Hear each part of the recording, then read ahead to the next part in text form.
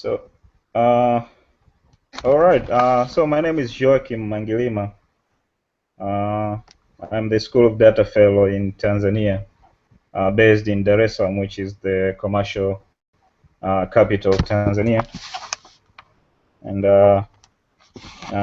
I've been enjoying my fellowship with the Open Knowledge Foundation so far. It has been a wonderful experience for me, and I believe it has been the same also for my fellows also from around the world who are also on this fellowship.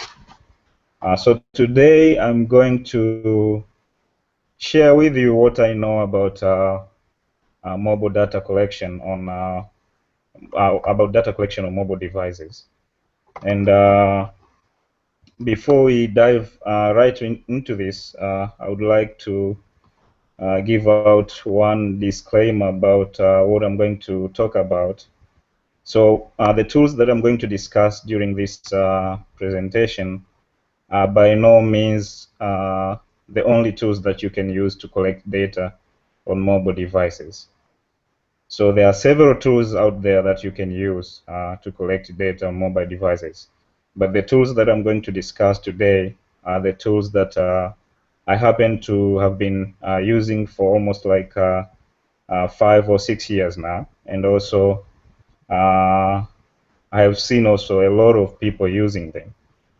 So I believe I have enough knowledge to share with you what I know and also what others have been saying about these tools. So with that, I would like to start with the first tool, which is Open Data Kit, in short, ODK. So basically, during my discussion, I'm going to answer these 5 questions regarding ODK and probably regarding other tools that I might be able to cover if time allows. So I'll try to talk about what are these tools. So for example, with ODK, I'll try to describe to you what is ODK and why do you have to use it if you want to do data collection on mobile devices, and how can you use it, and where can you use it, and who can be able to use this tool. So starting with the first 2 questions, what and how. So basically, Open Data Kit is a free and open source set of tools which can be able to help researchers to author, fill, and manage mobile data collection and management solutions. So you can do your data collection using mobile devices. And to be specific, mobile devices which run Android operating system. And also you can do data submission to an online server. Even, for example, if you do not have internet connection or you do not have mobile carrier service at the time when data collection is being done. So ODK, or Open Data Kit, has several components. The first component is called Open Data Kit, or ODK Collect, which is basically an Android app or mobile data collection engine, which you have to install in your mobile device such as a smartphone or a tablet, for you to be able to do data collection. And also with ODK, you can be able to download forms which you may be able to author and then save them on an online server whereby you can download those forms and use the forms which have been downloaded to collect data out on the field. But also with ODK Collect, you can use also it to upload data to an online server of your choice. So the second component is called ODK Build. So ODK Build is a tool that enables you to create forms or to author forms, which will be able to run on ODK Collect client on an Android device.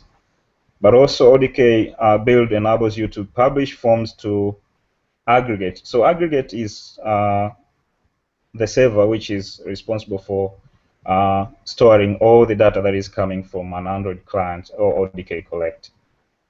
So you can be able to publish forms to aggregates or to XML, like XML tools that will enable you to analyze the data.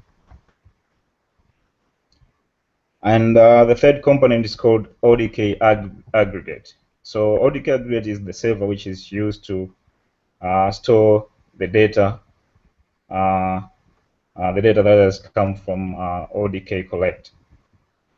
So basically, in order to use ODK Collect, you have to do a deployment of ODK Collect, which you can be able to do it via, for example, Google App Engine, or you can use a web server in order for you to have ODK aggregate up and running.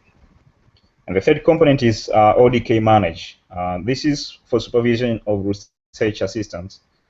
Basically, you can be able to manage all of your research assistants who are out collecting data using ODK Manage.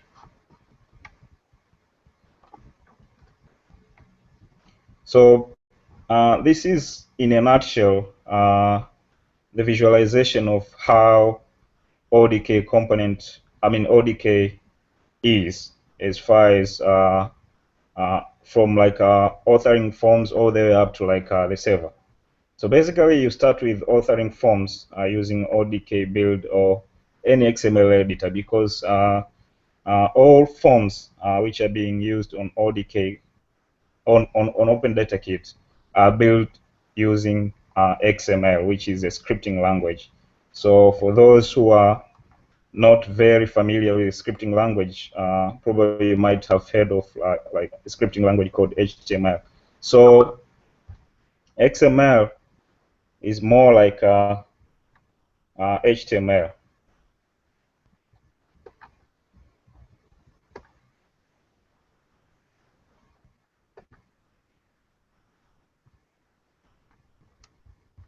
So basically, all forms which are built on top of ODK use XML as their underlying technology. And then after authoring the forms, and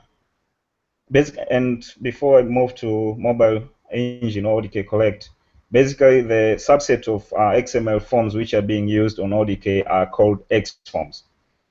So there are several X forms out there that are being used for several purposes, but the forms that are being used on ODK are called X forms, and specifically they are called Java Rosa X forms because that is the standard that is being used to author and manage all X forms which are being used on ODK.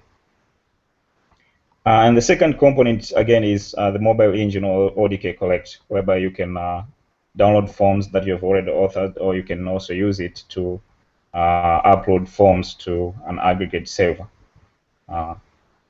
And the third component is the data server or ODK aggregate, where all forms will be stored for analysis, and also for if you want to export the data in several formats, you can do that using the data management system that is up on ODK aggregate.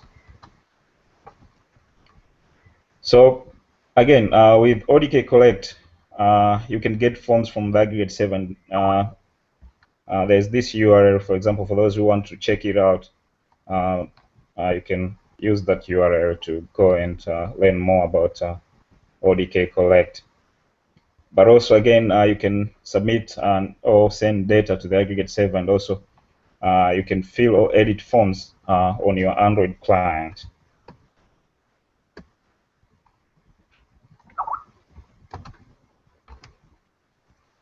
So what you are seeing right now on the screen is the ODK Collect app, which is on an Android device. This is the interface of it when it is installed on an Android device. So basically, when you open it for the first time, there are several things that you'll be able to see, or several activities that you can be able to do. For example, you can fill in blank forms, assuming that you have already downloaded forms that you have already authored, for example, using ODK build. or you can edit forms that you have already started filling in, or you can send finalized forms to the server, to the aggregate server, that is. And you can also download blank forms from aggregate server, or you can delete saved forms which are running on your Android device. So when you open a form that has already been like authored, for example, on your left hand side of your screen, you'll be able to see this form called reconnaissance damage evaluation test.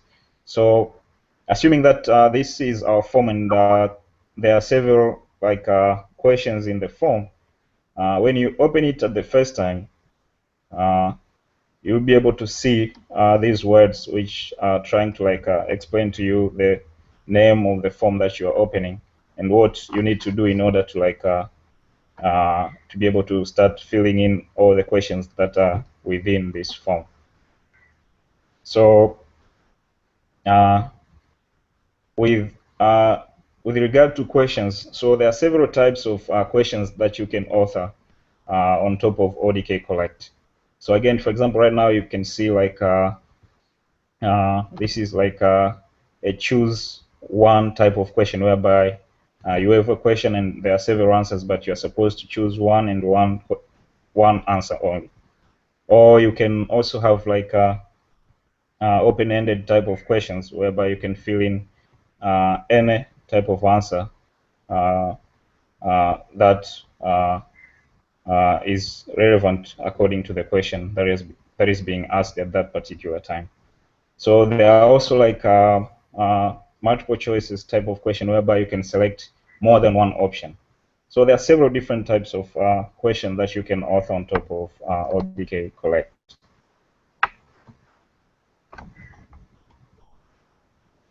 Again, the question that we are seeing right now is on the left-hand side is a multiple choice question whereby you can select more than one option. As you can see, use on the last two option, bar buckling and unconfined concrete.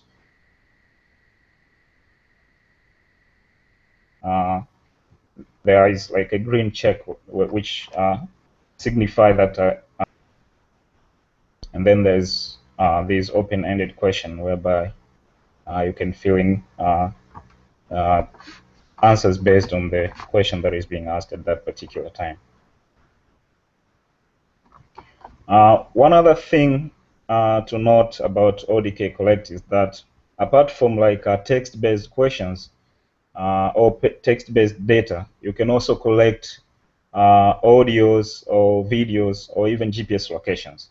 So for example, the question that we are seeing or the interface that we are seeing right now is an interface to prompt to record sound, for example. So basically you can record your own sound, for example, and then you can send it to the server, for example, as it is, for example, with text-based data. So not only can you do text-based data, but also you can collect audios or videos or even GPS locations. So with videos or images, it is the same. You'll have a prompt on the screen of your Android device, and then you can use the interface, the prompt on the interface to take pictures, for example, using Android camera or to take videos.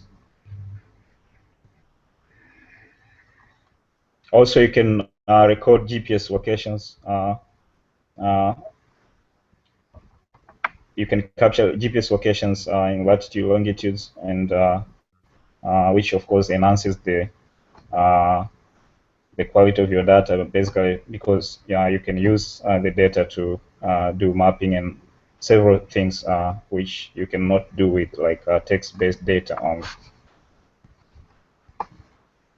So at the end of the form, after you have filled all the questions in the form, there are, for example, the interface that we are seeing right now is the interface that you'll be able to see when you have already filled all the questions in the particular form.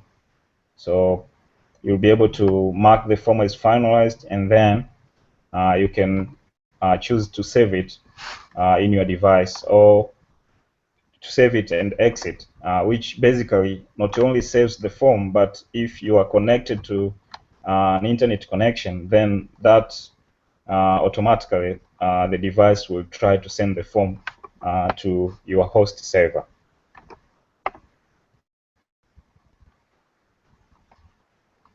So when you save the form, basically when you mark the form as finalized, you cannot open the forms and edit them later on.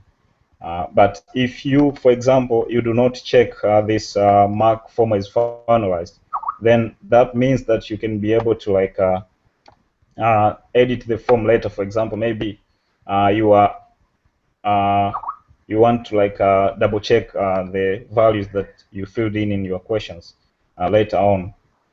So when you mark the form as finalized, it means that the form cannot be edited later on, and it means that the form not only will be saved into a device, but also to be sent to the server.